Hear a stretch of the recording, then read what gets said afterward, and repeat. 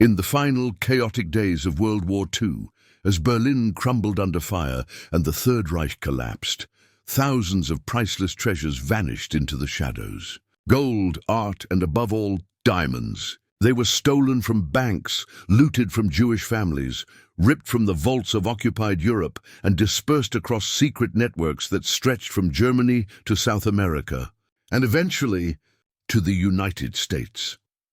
For decades, whispers circulated, unmarked stones appearing in American markets, jewelers who asked no questions, and families who stumbled upon heirlooms with sinister origins. But were these just rumors, or proof that the blood diamonds of the Nazi Empire had found new life in unsuspecting hands? Tonight, we uncover the untold story of the Nazi-stolen diamonds that resurfaced in the US, a story buried beneath silence, greed, and guilt. What happened to these jewels after the war? Who profited?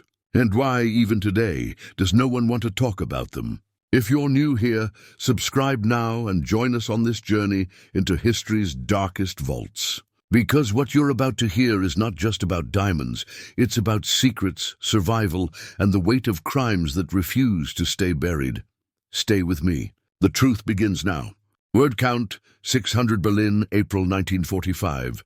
The city was nothing more than a skeleton of brick and smoke. The sound of Russian artillery thundered across the horizon, shaking the ground as if the earth itself rejected the regime that had drenched Europe in blood. In the Reich Chancellery's underground bunker, Hitler raged, his empire in ruins. Yet even as the end drew near, a different kind of battle was being fought above ground, not with tanks or rifles, but with safes, strongboxes, and hidden caches.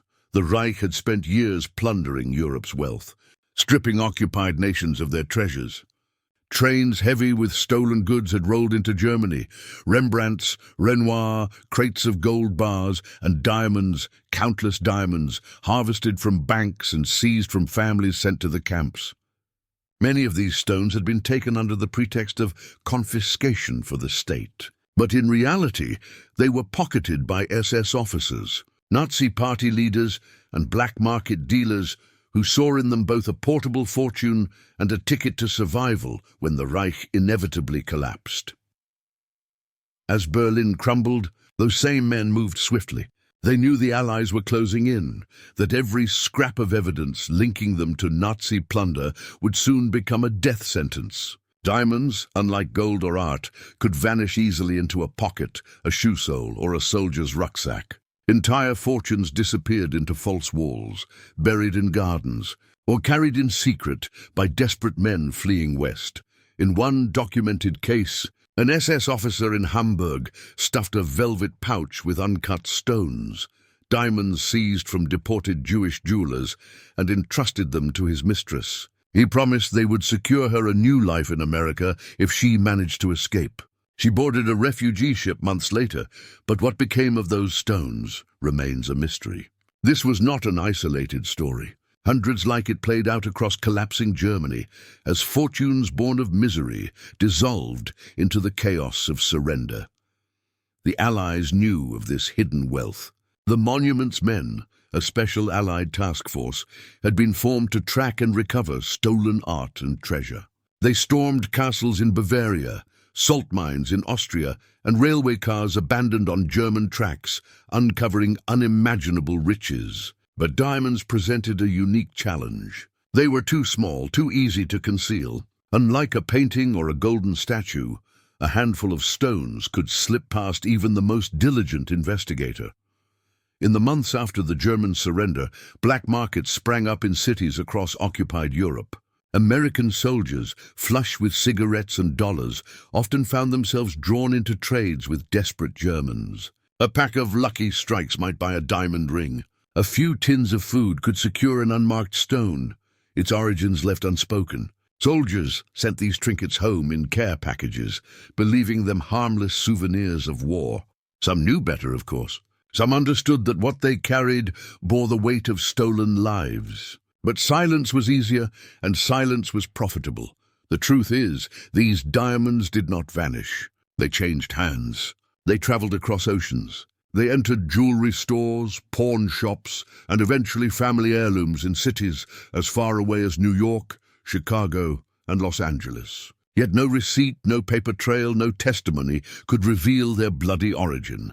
And so, as Europe licked its wounds and rebuilt, a second story was quietly unfolding, one of hidden fortunes that refused to be accounted for.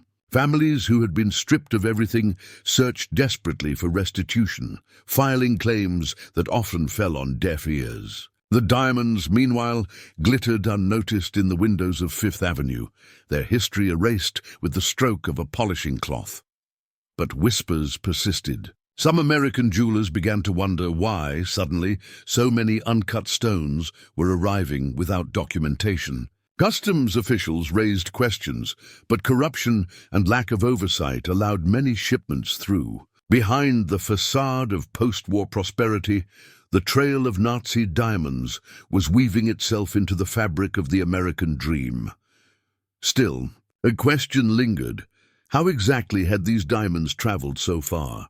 And who was orchestrating their journey across the Atlantic? The answer lay not just with opportunistic soldiers or fleeing mistresses, but within the very networks that had sustained the Nazis during the war. Networks that were far from dismantled, and in the shadows of those networks, a secret trade was being born. Word count, 600, when the guns fell silent in Europe in May 1945.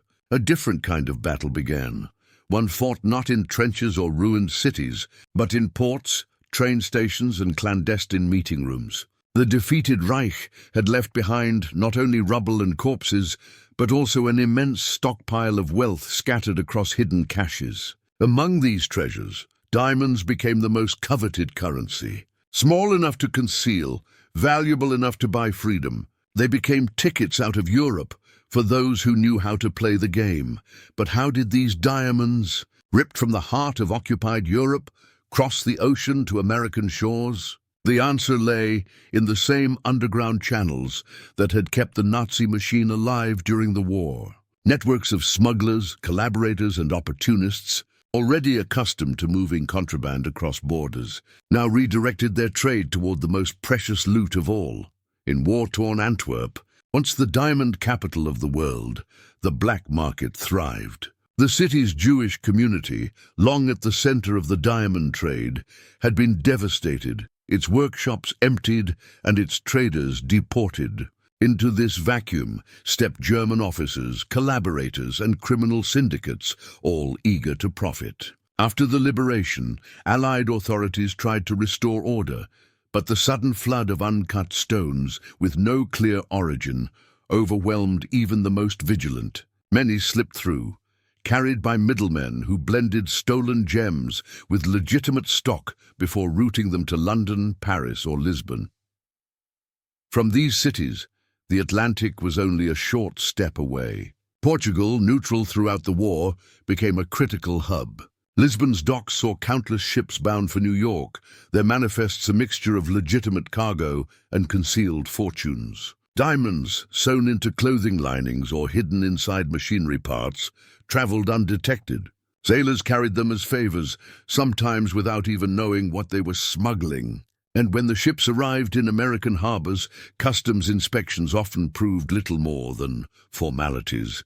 But not all the stones traveled in crates. Some came across in the pockets of individuals, displaced persons, refugees, even former collaborators posing as survivors. The US, in its eagerness to accept refugees and rebuild Europe, often overlooked the baggage people carried. In these suitcases, tucked between clothes and photographs, diamonds crossed borders unchallenged. To the untrained eye, they were family heirlooms. To those who knew better, they were the remnants of stolen lives. Once inside the US, the gems found fertile ground. The booming post-war economy was hungry for luxury, and the diamond industry was expanding rapidly. New York's Diamond District, already a magnet for jewelers and traders, became the perfect entry point. Here stones could be cut, recertified, and sold with new identities. Paperwork was easily forged, and the sheer volume of trade allowed stolen gems to blend seamlessly with legitimate ones. A diamond that had once been pried from the safe of a deported Jewish banker in Vienna could, within months, gleam in the display case of a Manhattan boutique. There were those who suspected. Certain American jewelers whispered that the influx of mystery stones in the late 1940s could only mean one thing: Nazi loot had made its way to American soil. Some raised alarms, urging investigations, yet official responses were tepid. The Cold War was beginning, and U.S. authorities were more interested in building alliances and containing communism than in unraveling the murky origins of diamonds. The priority was economic growth, not historical justice, but the past has a way of leaving traces. Records surfaced of former Nazi officials who arrived in South America with suitcases full of uncut stones. Some of these men later traveled north, bringing their fortunes to Miami and New York. Their diamonds were their currency, their passport into new lives. Others used trusted intermediaries, laundering their gems through established dealers who asked no questions, so long as the price was right. By the early 1950s, America was unknowingly wearing the spoils of war: engagement rings, earrings, necklaces, all glittering with stones whose original owners had been erased from the record. For families buying them, they symbolized love, prosperity, and the future.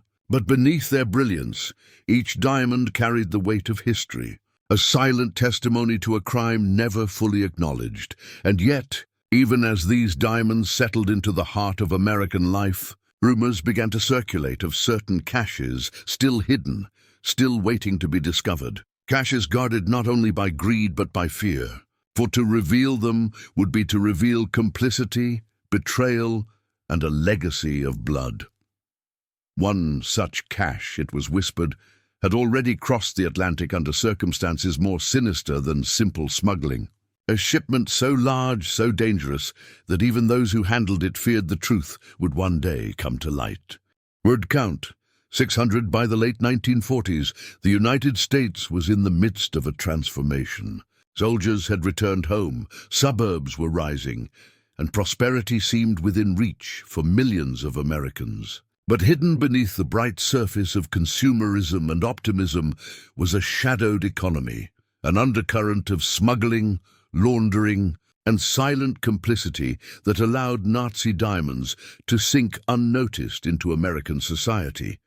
New York City was the beating heart of this story. Along West 47th Street, the Diamond District glittered with shop windows, cutting rooms, and exchange houses. The street had become a haven for Jewish refugees, survivors of camps, émigrés from Antwerp, Amsterdam, and Warsaw, men who had lost families, livelihoods, and entire communities to the war. They arrived with little more than the skills of their trade, rebuilding lives by cutting, trading, and selling stones in America's new hub of luxury. For many, the work was an act of survival. But in those same workshops, in those same exchange houses, stones of far darker origin began to appear. A merchant might present a pouch of uncut diamonds, offering no paperwork, no provenance, just a price that was too good to question. For traders struggling to feed their families, to rebuild what had been destroyed, the temptation to accept was immense. And so, stolen diamonds slipped silently into circulation, sold alongside legitimate stones, indistinguishable once they had been cut and polished. There were whispers, of course. Some survivors recognized designs or stones that bore a resemblance to pieces once owned by prominent European families. A Viennese jeweler, working in New York after the war, swore he had seen a necklace identical to one confiscated from his cousin in 1939. But without documentation, without proof, the accusations dissolved into smoke. The war had destroyed the very records needed to establish ownership. The diamonds had been stripped not only from their owners' fingers, but also from history itself. The American authorities faced a dilemma. Customs officers occasionally intercepted suspicious shipments, stones arriving in bulk from South America or Europe with vague paperwork. But proving they were Nazi loot was nearly impossible. Without serial numbers or clear ownership trails, diamonds were effectively anonymous. And with Cold War tensions escalating, government focus shifted toward espionage, nuclear arms, and containing the Soviet threat. The plight of stolen gems seemed almost trivial in comparison, but not to everyone. Quiet investigations were launched by survivors groups and Jewish organizations seeking restitution. They combed through auction records, interviewed dealers, and tracked suspicious sales. Yet their findings often led to dead ends, or worse, to doors slammed shut by institutions unwilling to tarnish reputations. For every lead uncovered, two more disappeared into the labyrinth of the diamond trade. Meanwhile, dealers in Miami and Los Angeles began to notice an influx of uncut stones sold by mysterious intermediaries. Some whispered that these men were connected to former Nazi officers who had fled to South America, men who carried diamonds as their lifeline, converting them into American currency to build new identities. One rumor spoke of an Argentine trader who arrived in New York with a suitcase full of uncut gems, stones said to have originated in the Reichsbank itself. Within weeks, they were dispersed across jewelry counters in Manhattan, their dark past erased beneath the sparkle of commerce. To the average American buying a diamond engagement ring in the 1950s, none of this mattered. The stone symbolized love, hope, and a future free from war. But for those who knew the industry's secrets, the irony was cruel. The very jewels stolen from families destroyed by the Nazis were now serving as tokens of new beginnings in the land of freedom. And still, questions lingered. Who exactly was facilitating this trade on American soil? Was it merely opportunistic dealers and smugglers, or was something larger at play, something involving institutions that preferred not to ask where wealth came from, so long as it fueled prosperity? The answer, as it turned out, pointed to a web of complicity that reached higher than anyone dared to imagine. Word count? 600 by the mid-1950s, the stolen diamonds had embedded themselves so deeply into American commerce that they were no longer seen as intruders. They had been cut, polished, and mounted into rings and necklaces that adorned the hands and throats of unsuspecting brides and socialites. They glittered under the soft lights of department stores and jewelry counters, stripped of all context. The war, to the average customer, was already becoming a distant memory. Few asked where the stones came from. Fewer still wanted to know. Yet for those who understood the undercurrents of the diamond industry, the truth remained visible.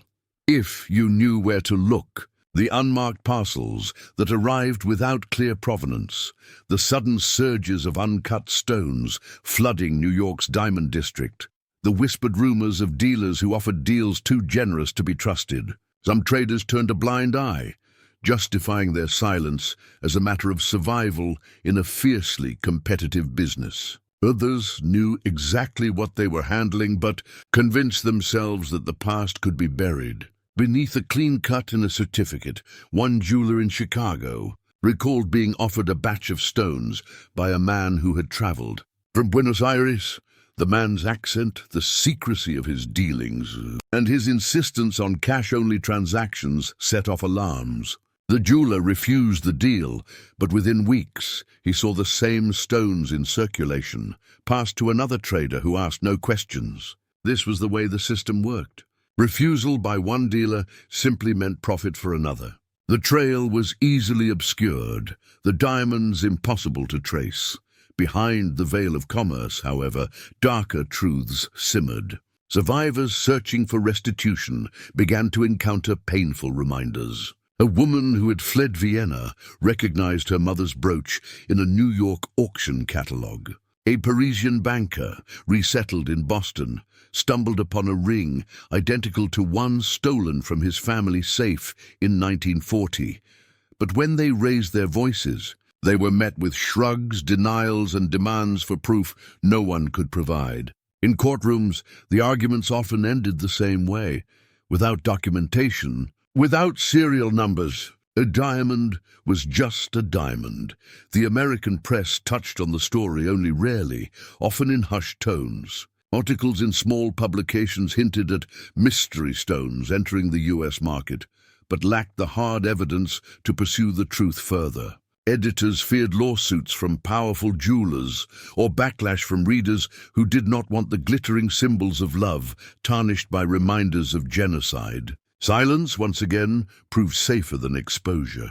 Meanwhile, the Cold War created unexpected shields for those trafficking in stolen diamonds. Former Nazis who had fled to South America became valuable assets to Western intelligence services, offering information on communist networks in exchange for protection. Some of these men financed their new lives with diamonds carried from Europe. By turning a blind eye to their wealth, Western governments ensured the diamonds stolen from Jewish families now helped bankroll anti-communist operations. The moral compromise was staggering, but in the logic of geopolitics, the past was expendable, and yet traces of the truth refused to stay buried.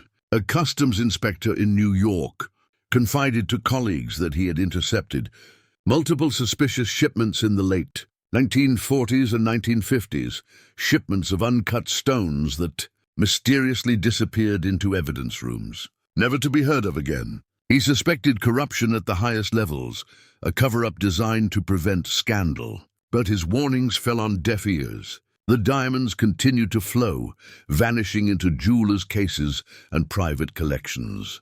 By the early 1960s, a new generation of Americans was wearing these stones, entirely unaware of their origins. Engagement rings exchanged in suburban living rooms, necklaces gifted on anniversaries, earrings passed from mothers to daughters, all carried silent histories of theft and suffering. Each piece of jewelry was both a treasure and a grave marker, though no one recognized it as such, and yet buried within the industry, within the stories of dealers who whispered after hours, lay hints of a discovery that threatened to blow the secret wide open. A cache so large, so unmistakably tied to the Nazi plunder, that its exposure could no longer be dismissed. Word count 600 in. The summer of 1963, whispers began to circulate in New York's Diamond District about a discovery that threatened to unravel the silence surrounding Nazi diamonds. The story, passed in hushed conversations behind closed doors, spoke of a cache so large and so suspicious that even veteran traders, men who had seen every manner of deal and deception, were shaken.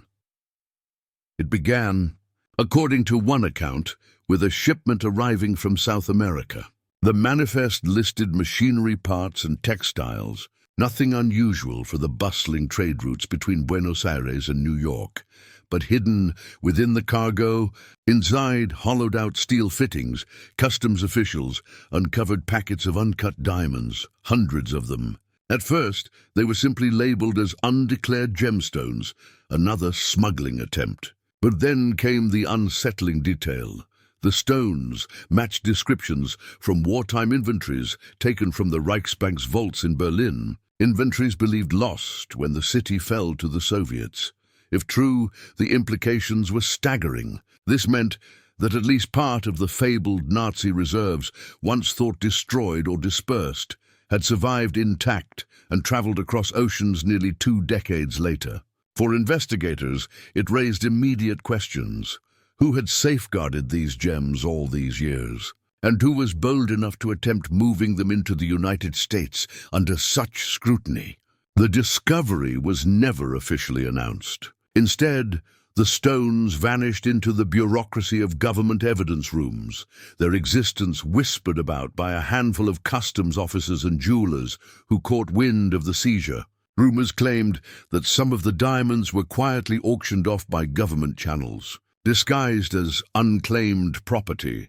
Others suggested they were absorbed into covert intelligence budgets, their value funneled into operations against the Soviets. Whatever the truth, the cache disappeared as suddenly as it had surfaced, but in the Diamond District, the story spread like wildfire.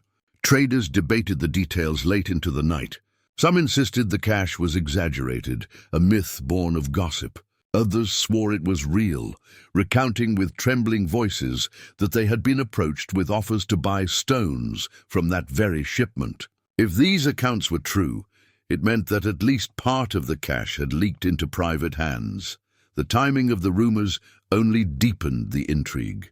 The early 1960s were a period of reckoning in Europe, as survivors pressed harder for restitution and governments faced increasing pressure to account for stolen property. In West Germany, courts were bogged down with claims from families demanding compensation for looted assets. To admit that caches of Nazi diamonds were resurfacing abroad would have ignited international scandal and reopened wounds that governments preferred to keep closed. One chilling story emerged years later, told by a jeweler who had worked in New York at the time. He claimed a man approached him in 1964 with a velvet pouch containing a dozen uncut stones. The man was discreet, offering no paperwork, but his German accent and evasive answers raised suspicion. The jeweler, fearful of becoming entangled in something larger than himself, refused. Yet within weeks, he saw identical stones, same cut, same clarity, offered by another dealer, one known for his ties to South American networks. The message was clear. The cache, or pieces of it, was already in circulation. For survivors and their descendants, the implications were devastating. If these were indeed Nazi diamonds, then the wealth stolen from murdered families had not only survived the war, but had been actively trafficked for decades, its legacy ignored by those who profited. The thought that engagement rings and heirlooms in America might trace back to the vaults of the Reichsbank was a truth too painful for many to accept. And still, the full story of that cache remains hidden. Official records are sparse and witnesses long dead. What remains is rumor, fragments, and unanswered questions. Did U.S. officials deliberately suppress the discovery to avoid scandal? Did intelligence agencies quietly exploit the diamonds to finance operations? Or did the cache scatter into the hands of private collectors, its origins buried under layers of transactions? What is certain is this: the cache that should never have existed proved beyond doubt that the story of Nazi diamonds did not end in 1945. It was still unfolding decades later, in the very heart of the American dream, and the trail was about to lead not just to hidden caches or shady dealers, but to families, ordinary families, who would one day discover that their treasured heirlooms carried a past too dark to imagine.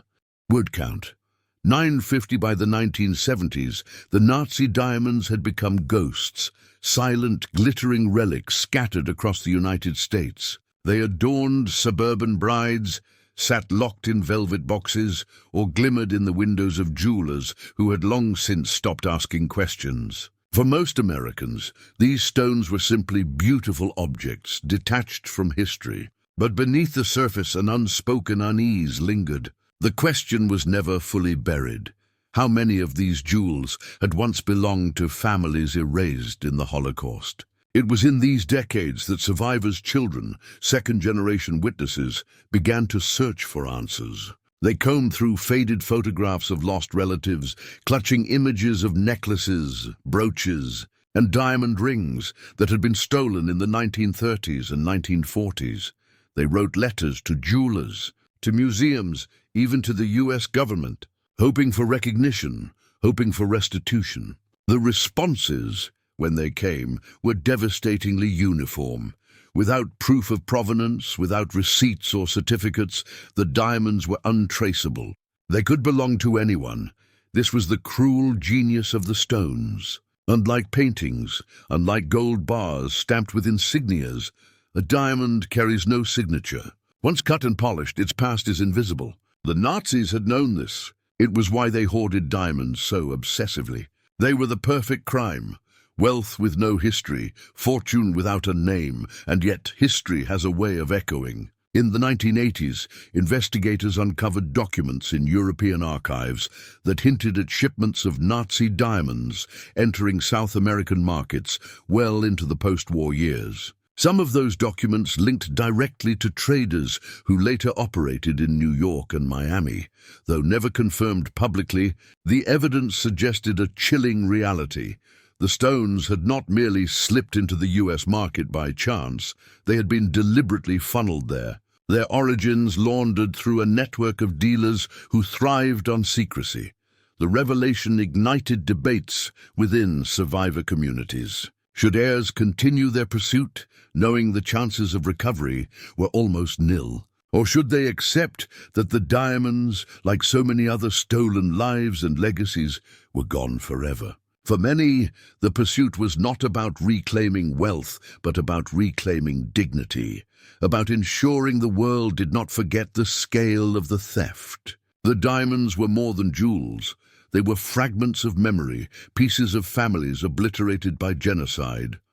Meanwhile, journalists began revisiting the story, peeling back layers of silence. A handful of articles in the late 20th century explored the mystery of Nazi loot in American jewelry markets. They spoke of caches resurfacing in estate sales, of stones that mysteriously appeared in high-profile auctions with no documented past. But without hard evidence, these stories remained on the margins, never fully breaking into public consciousness. The American dream preferred its diamonds untainted, gleaming symbols of love and prosperity, not reminders of atrocity.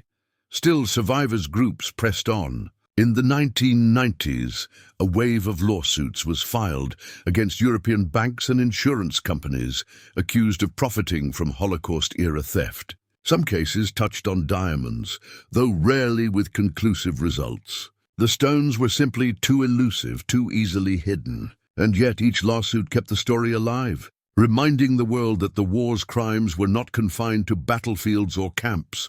They extended into vaults, banks, and jewelry stores thousands of miles away. And then came the most unsettling twist of all. Ordinary American families began to discover, by chance, that their cherished heirlooms might not be as innocent as they believed. A woman in California, sorting through her late grandmother's belongings, found a diamond brooch with strange markings in the setting, markings later identified as consistent with pieces seized in occupied Europe.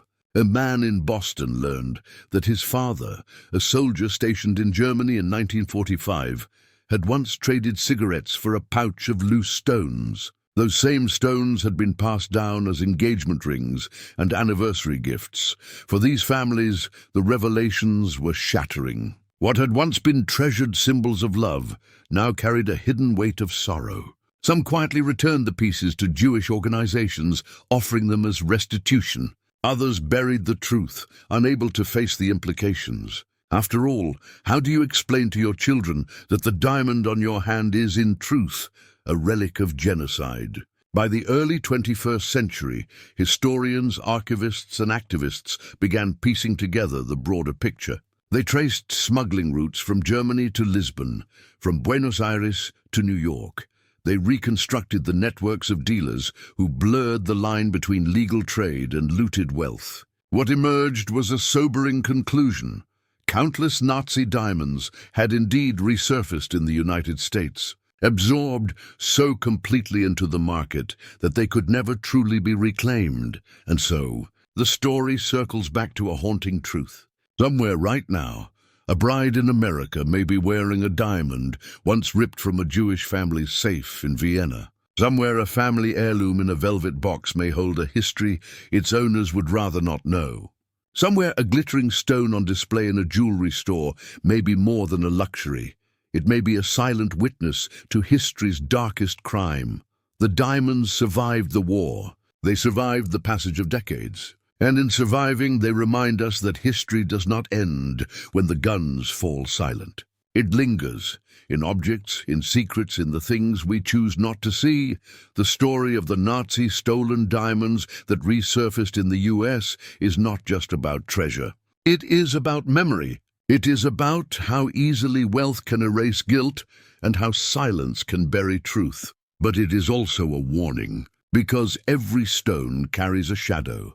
And some shadows stretch across generations. If you found this journey into hidden history powerful, share your thoughts in the comments. Do you think these diamonds should be hunted down, no matter how much time has passed? Or is the truth too deeply buried to uncover? And if you haven't already, subscribe to this channel. Because history is not just the story of the past. It's the story of how the past still shapes us today. And the stories we uncover here are the ones too many have tried to forget.